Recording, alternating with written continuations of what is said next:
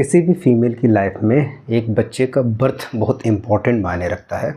और आजकल की जो मॉडर्न लाइफस्टाइल हम लोग अडॉप्ट कर रहे हैं उसमें हमें ये नहीं मालूम चल रहा है कि मोस्ट ऑफ़ द फीमेल्स अपने बच्चे को सही तरीके से फीड नहीं करवा पा रही हैं। ज़्यादातर पेशेंट मेरे पास ऐसे आते हैं जो कि ये बताते हैं, सर दूध नहीं हो रहा है, बच्चा पी नहीं पा रहा है, बच्चा रात में चिल्ला रहा है, बच्चा बहुत ज़्यादा परेशान है, बच्चे का वेट डाउन हो रहा है। तो आज के हम अपने इस वीडियो में ये समझने की कोशिश करेंगे कि होम्योपैथिक दवाइयाँ कितनी इफ़ेक्टिवली काम करती हैं एक मदर के मिल्क सिक्रीशन को मेंटेन करने में। हम कैसे समझ पाएंगे कि जो मदर अपने बच्चे को मिल्क फीड करा रही है वो एडिक्वेट है या नहीं है। तीसरी सबसे इम्पॉर्टेंट चीज़ कि वास्तव में जो न्यूट्रिशन है और जो फीमेल की मेंटल और फिज़िकल हेल्थ है वो कितना मायने रखती है किसी भी बच्चे को फीड करवाने के लिए या फिर लैक्टेशन में।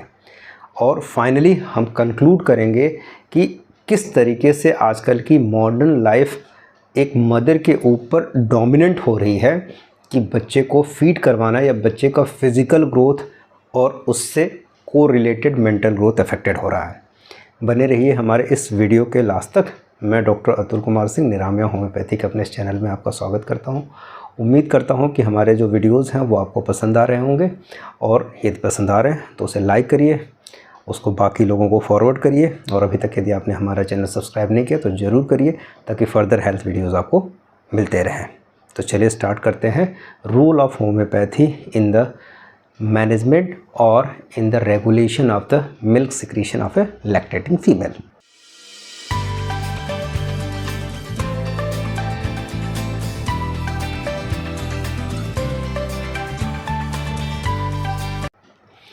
एक मदर अपनी प्रेगनेंसी के बाद लैक्टेशन के टाइम में अपने बच्चे को जो नॉर्मल मिल्क फीड कराती है, आपको मालूम है उसकी कॉस्ट कितनी होती है? यदि आप मार्केट वैल्यू से कवर, पहली बात तो ये उसका कोई कंपैरिजन नहीं है। जो मदर मिल्क होता है उसका किसी भी मिल्क से कोई कंपैरिजन नहीं है। जो लोग बोलते हैं काऊ मिल्क, ये मिल्क, कुछ भी नहीं। यहाँ तक कि जो रेडीमेड मिल्क आते हैं, जो मिल्क आपको सप्लीमेंट के तौर पे बच्चों को सजेस्ट किया जाता है, ये सब मार्केटिंग है। प्लीज़ इसके चक्कर में मत फंसिएगा। ज़्यादा ज़रूरी है कि मदर के मिल्क पे कंसंट्रेट किया जाए। यदि कम हो रहा है तो उसे रेगुलेट किया जाए, और यदि ज़्यादा हो रहा है तो उसको रेगुलेट किया जाए। एक मदर अपने बच्चे को जो भी लाइफ में मिल्क फीड कराती है उसकी कॉस्ट अप्रॉक्सीमेट $97,000 होती है, मतलब करीब 75 लाख रुपए के आसपास। इतनी कीमत भी आप चुका के वो मिल्क नहीं परचेज़ कर सकते। तो ज़रूरी चीज़ें क्या हैं? ज़रूरी बात है इस बात को समझना कि कौन कौन से फैक्टर हैं जो मदर के मिल्क की सिक्रीशन को रेगुलेट करते हैं, कैसे मदर की मिल्क को ठीक बनाए रखा जाए, क्या क्या न्यूट्रिशन एक मदर को लेना चाहिए, और कितना इम्पॉर्टेंट होता है मदर का मेंटली और फिज़िकली फ़िट होना, और होम्योपैथिक दवाइयाँ कितना ब्यूटीफुल तरीके से मदर के मिल्क के सिक्रीशन को रेगुलेट करती हैं। तो सबसे पहले हम लोग बात शुरू करेंगे कि मदर कि प्रेगनेंसी के बाद, डिलीवरी के बाद वो कौन कौन सी चीज़ें होती हैं जो बच्चे के मिल्क के प्रोडक्शन में काम करती हैं, यानी कि लैक्टेशन में काम करती हैं। पूरा जो लैक्टेशन है वो टोटली हार्मोनल रेगुलेशन होता है। जब एक मदर की प्रेगनेंसी होती है तो एस्ट्रोजन और प्रोजेस्टेरॉन अपने पीक पे होता है, और ये ज़रूरी होता है प्रेगनेंसी को मेंटेन करने में और ब्रेस्ट के डेवलपमेंट में, यानी मिल्क ग्लैंड के डेवलपमेंट में। ठीक है। अब होता क्या है कि जब बच्चे की डिलीवरी हो गई तो एस्ट्रोजन और प्रोजेस्टेरॉन शट डाउन होने लगते हैं। एस्ट्रोजन और प्रोजेस्टेरॉन के कोरिलेशन में प्रोलैक्टिन हार्मोन, जो मिल्क के लिए सबसे इम्पॉर्टेंट हार्मोन होता है, जो पोस्टीरियर पिट्यूटरी से रिलीज होता है, वो इसके एंटागोनिस्ट काम करता है। यानी कि है प्रोजेस्टेरॉन और एस्ट्रोजन जब अपने पीक पे रहेगा तो जो प्रोलैक्टिन हार्मोन है वो बहुत कम मात्रा में रिलीज होगा। जैसे डिलीवरी हो गई, बच्चा पैदा हो गया, उसके बाद ये दोनों हार्मोन से डाउन होने लगेंगे, प्रोलैक्टिन पीक पे चला जाएगा। प्रोलैक्टिन वो हार्मोन है जो मिल्क ग्लैंड में मिल्क के फॉर्मेशन को प्रमोट करता है। जाहिर सी बात है किसी भी फैक्ट्री में अच्छा प्रोडक्ट तब तक नहीं बनेगा जब तक कि फैक्ट्री में रॉ मटेरियल आप अच्छे फॉर्म में ना दें।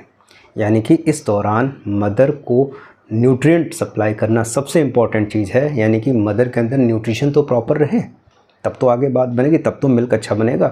तो न्यूट्रिशन अच्छा रखने के लिए जो सबसे इम्पॉर्टेंट चीज़ होती है वो कैल्शियम की होती है। सबसे इम्पॉर्टेंट चीज़ आयरन की होती है और सबसे इम्पॉर्टेंट चीज़ होती है फॉलिक एसिड की। यानी कि एक बच्चा 6 महीने तक एक्सक्लूसिवली अपने मदर मिल्क के ऊपर डिपेंडेंट रहता है। तो ज़रूरी ये है कि उस मिल्क में वो सारे न्यूट्रिशन अवेलेबल होते हैं, चाहे वो माइक्रो न्यूट्रिएंट हो, चाहे विटामिन्स हो, चाहे मिनरल्स हो, जो उस बच्चे के डेवलपमेंट के लिए ज़रूरी होते हैं। बच्चा बड़ा होगा, वेटेड होगा, तो कैल्शियम की ज़रूरत भी बनेगी हड्डियों के डेवलपमेंट के लिए, प्रोटीन्स की ज़रूरत भी पड़ेगी, अनसैचुरेटेड फैटी एसिड्स की भी ज़रूरत पड़ेगी, कार्बोहाइड्रेट की भी ज़रूरत पड़ेगी। ये सारे न्यूट्रिशन बैलेंस होने चाहिए। इसके बारे में ज़्यादा आइडिया आरती मैम देंगी या फिर हम डिस्क्रिप्शन बॉक्स में कुछ लिंक डाल देंगे जहाँ से आपको मालूम चल सके कि न्यूट्रिशन में क्या क्या चीज़ लेनी चाहिए। अदरवाइज वो सारी चीज़ हम बताने लगे तो ये वीडियो लंबा हो जाएगा। मुद्दे की बात पे आते हैं। प्रोलैक्टिन हार्मोन जो होता है वो मिल्क सिक्रीशन को बढ़ाता है, और जब बच्चा मदर के ब्रेस्ट को टच करता है, इस स्टिमुलस से पोस्टीरियर पिट्यूटरी से ऑक्सीटोसिन रिलीज होता है।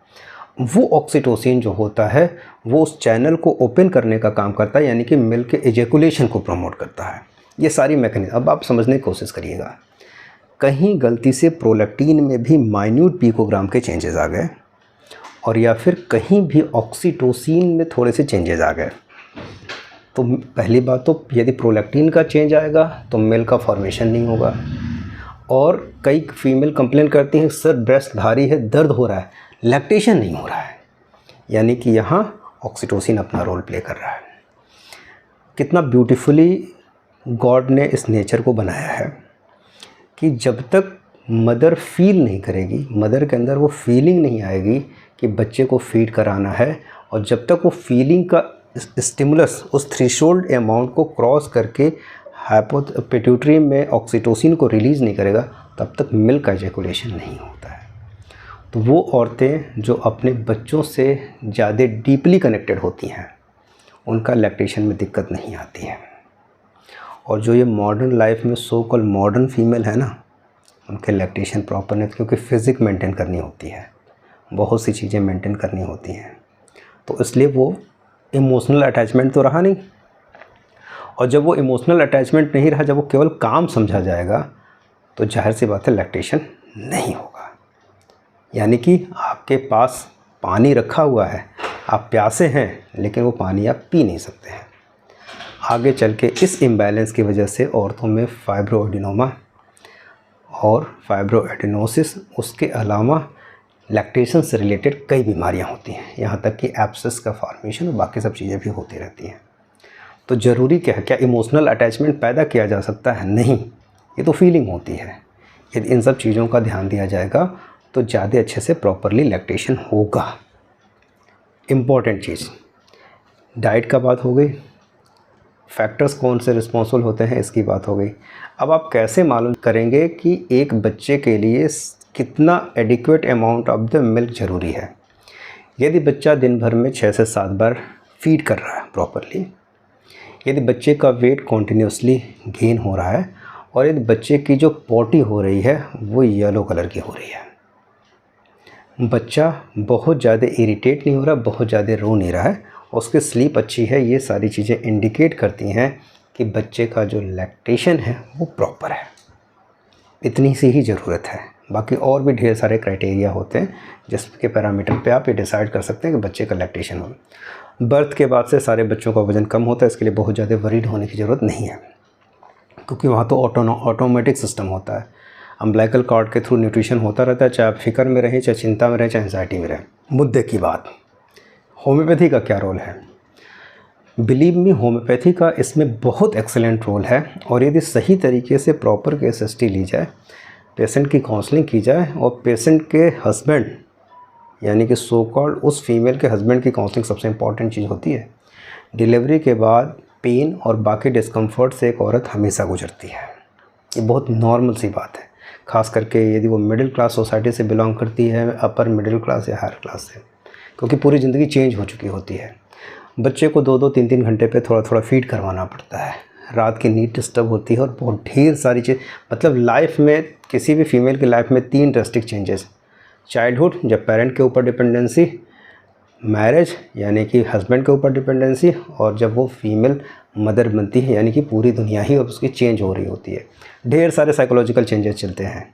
इस दौरान उस औरत को मेंटली स्टेबल रखें, और यदि मेंटली स्टेबल रखना चाहते हैं तो आप भी करेंगे। प्लस इसमें होम्योपैथिक दवाइयाँ बहुत अच्छा रोल प्ले करती हैं। सबसे ज़रूरी चीज़, होम्योपैथिक दवाइयों की कितनी यूटिलिटी है। होम्योपैथिक दवाइयाँ लैक्टेशन में जो भी इफ़ेक्ट करती हैं वो करती हैं केवल प्रोलैक्टिन और ऑक्सीटोसिन के थ्रू। न्यूट्रिशन को आपको प्रॉपर रखना ही पड़ेगा। यदि न्यूट्रिशन आपने प्रॉपर नहीं रखा और कैल्शियम की डिफिशियंसी हुई तो औरत अभी नहीं लेकिन आने वाले टाइम में बोन की प्रॉब्लम से सफ़र करेगी, या फिर उसकी स्पाइन डिजेनरेट होगी, या फिर बोन में जो डेंसिटी होगी वो रिड्यूस होगी, यानी ऑस्टियोपोरोसिस हो जाएगा। नेचर ने कितना ब्यूटीफुली बना रखा है, आप इस बात को डीपली समझने की कोशिश करिए। यदि न्यूट्रिशन में कमी हुई तो वो मदर की हड्डियाँ गल गल के जाएंगी, डिज़ोल्व होकर जाएंगे कैल्शियम के प्रोडक्ट, क्योंकि बच्चे की डिमांड है वो तो पूरी करनी ही करनी है। सृष्टि ने ऐसा बना रखा है, उसमें आप कुछ नहीं कर सकते। अब डिपेंड आपके ऊपर करता है कि कैल्शियम और बाकी न्यूट्रिशन को क्या प्रॉपर अमाउंट में आप देंगे या फिर बाकी काम करेंगे। तो ज़्यादा ज़रूरी है कि वीमेन की हेल्थ को हमें आगे आने वाले टाइम में सही रखना है, तो ज़रूरी है कि कैल्शियम और बाकी मिनरल्स और बाकी जितनी भी एसेंशियल चीज़ें होती हैं उनका ध्यान रखा जाए। ज़्यादातर औरतें कमर दर्द से 40-50 तक जाते जाते परेशान क्यों होती हैं? वो इसी वजह से होती हैं क्योंकि लैक्टेशन के टाइम में वो अपने न्यूट्रिशन का ध्यान नहीं रखती हैं। तो ज़रूरी क्या है? ज़रूरत यह है कि उस चीज़ को ध्यान रखा जाए। होम्योपैथिक दवाइयों पे आते हैं। लैक्टेशन में जो सबसे ज़्यादा दवा मैं फ्रिक्वेंटली यूज़ करता हूँ उसका नाम मैं बता रहा हूँ, लेकिन ज़रूरी है यदि इस तरह की कोई भी प्रॉब्लम आपको आ रही है तो नियर बाय किसी अच्छे होम्योपैथिक डॉक्टर से मिलिए, उसको केस हिस्ट्री दीजिए। वो जो भी दवा से मिनिमम सेलेक्ट करेगा, नो डाउट वो प्रोलैक्टिन और ऑक्सीटोसिन के ऊपर ज़्यादा अच्छे से काम करेगी। कुछ काउंसलिंग करेगा, कुछ न्यूट्रिशन के बारे में बताएगा, कुछ आपकी बाकी रेगुलर डेली हैबिट्स के बारे में बताएगा और चीज़ें ठीक हो जाएंगी। सबसे फ्रिक्वेंटली जो मैं दवा यूज़ करता हूँ वो पल्सरटेला है। पल्सरटेला एक इमोशनल अटैचमेंट बच्चे के लिए पैदा करती है। पल्सरटेला जो एस्ट्रोजन और प्रोजेस्टेरॉन का उथल पुथल होता है, जो अपने लेवल को जल्दी नॉर्मल नहीं करता, उसको नॉर्मल करती है। पल्सरटेला मिल्क सिक्रीशन को अच्छा प्रमोट करती है और पल्सरटेला मिल्क एजेकुलेशन को भी प्रमोट करती है through the oxytocin. How beautifully Pulsatilla work. ठीक है, ये तो हो गई नॉर्मल सी बात। पोटेंसी के बारे में कुछ भी आप कर सकते, यदि नहीं कुछ समझ में आ रहा है तो आप 30 पोटेंसी ले सकती हैं 10 बूंद सुबह दोपहर। लेकिन फिर भी मैं बोलना चाहूँगा कि आप किसी एक अच्छे डॉक्टर से एडवाइस ले लीजिए। 10 बूंद सुबह दोपहर शाम पल्सरटेला की 1 चम्मच पानी में आप देंगी तो जो यूट्रस के साइज़ को नॉर्मल करना है, मिल्क सिक्रीशन को नॉर्मल करना है, बाकी सारी चीज़ों में हार्मोनी बनाए रखने से बहुत अच्छा काम करती है। दूसरी जो छोटी मेडिसिन हम यूज़ करते हैं जो बहुत अच्छा काम करती है, कई बार पॉलीक्रिस्ट भी उतना अच्छा काम नहीं करती, वो सिम्फोरी कार्पस है। सिम्फोरी कार्पस 6 पोटेंसी में, ध्यान रखिएगा स्मॉल रेमेडी इसलिए हाई पोटेंसी हम नहीं बता सकते। सिम्फोरी कार्पस 6 पोटेंसी में यदि आप 10 बूंद सुबह दोपहर शाम 1 चम्मच पानी में दें 6 CH, तो ये काफ़ी हद तक लैक्टेशन को प्रमोट करती है। बहुत ढेर सारी दवाइयाँ, हर एक कॉन्स्टिट्यूशनल मेडिसिन लैक्टेशन को अच्छे से प्रमोट करती है। नेट्रम्ब्योर, ग्रेफाइटिस, कैलकेरिया कार्प, इसके अलावा बहुत ढेर सारी मेडिसिन है। ट्यूबरकुलाइनम, कुछ नोसोर्स भी हैं। तो मल्टीपल ऑफ द मेडिसिन हैं जो इसको कैलकेरिया फॉस इसको प्रमोट करती हैं। लेकिन फिर भी एक अच्छे डॉक्टर से कंसल्ट करके यदि आप इसको, अगर ज़्यादातर लोगों को तो ये बात मालूम ही नहीं है कि लैक्टेशन को प्रमोट भी किया जा सकता है। सबसे बड़ा ड्रॉबैक तो ये है क्योंकि डॉक्टर के पास तो एक फार्मा कंपनी वाला आ गया, उसने फार्मूला पहले से बता रखा है, डॉक्टर को कमीशन मिलने वाला है। सो दैट्स वाई डॉक्टर साहब फार्मूला तुरंत लिख देंगे, लेकिन वो फार्मूला कभी भी इतना अच्छा नहीं हो सकता जितना मदर मिल्क। तो please understand the utility of mother milk. It is really very essential for mental and physical growth of the child, not only physical and mental growth, also the social interaction which is developing in that body, in the mental, the emotional attachment which is developing in the baby with her mother. So this is very important and how homeopathy beautifully work. No side effect. कोई भी दवा, चाहे पल्सरटेला से लेकर कोई भी आप दवा देंगे, यदि वो वेल सेलेक्टेड नहीं भी है तो वो आपको नुकसान नहीं करने वाली है। ये दूसरे मटेरियल डोज में आप नहीं दे रहे हैं। सेलेक्टेड होगी तो काम करेगी, नहीं सेलेक्टेड होगी तो नहीं काम करेगी। इसके कोई कॉन्ट्रा इंडिकेशन या हैज़ार्ड्स नहीं है। कि जिसकी वजह से मिल्क का सिक्रीशन बंद हो जाएगा, उसकी क्वालिटी चेंज हो जाएगी, बाकी सारी चीज़ें हो जाएंगी। So that's why you have to understand the beauty of homeopathy and no doubt किसी भी अच्छे डॉक्टर के कंसल्टेशन में रहिए, वो आपको ज़्यादा अच्छे से हेल्प कर सकता है। Thank you very much about this lactation topic. Hopefully आने वाले टाइम में लैक्टेशन की यदि और भी सीरीज आएंगे तो हम आपको देते रहेंगे। इसके रिगार्डिंग जो भी सबसे अच्छी इन्फॉर्मेशन दी जाती है वो अमेरिकन पीडियाट्रिक्स एसोसिएशन द्वारा दी जाती है। वहाँ के उनके जो रिसर्च के डेटाबेस हैं वो ज़्यादा ऑथेंटिक और ज़्यादा सही हैं। तो यदि आपको उसके बारे में और भी कुछ इंपॉर्टेंस डाटा कलेक्ट करना है या फिर ये जानना क्या चीज़ें खानी क्या नहीं खानी है, उसके बारे में हम बताते रहेंगे। शालिनी मैम आने वाले टाइम में योगा पे आपको एक बहुत अच्छा वीडियो देने वाली हैं लैक्टेटिंग फीमेल्स के लिए। तो वो योगा लैक्टेटिंग फीमेल्स के लिए भी होगा और यहाँ तक कि जो आपके यूट्रस और बाकी एब्डोमेन की जो रिवर्ट बैक वाली कंडीशन है उसके लिए भी बहुत इंपॉर्टेंट होगा। और आने वाले टाइम में आरती से मैं एक बार बोलूँगा कि वो आपको एक अच्छा डाइट प्लान बता के दे दें जो लैक्टेशन के लिए बहुत इंपॉर्टेंट है।